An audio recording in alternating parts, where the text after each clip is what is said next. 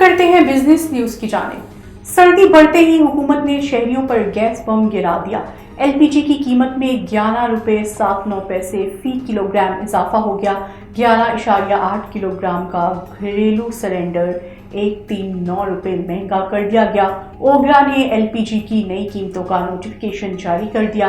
L P جی کی نئی قیمت 215 روپے فی کلو گرام مقرر کر دی گئی ہے۔ 11.8 کلو گرام گھریلو سلنڈر 2548 روپے مقرر کی گئی ہے۔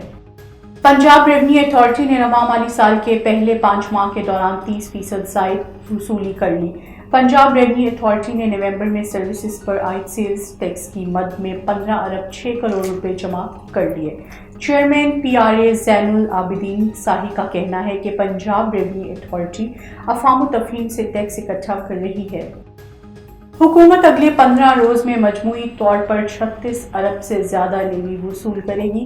باضابطہ نوٹیفکیشن جاری کر دیا گیا۔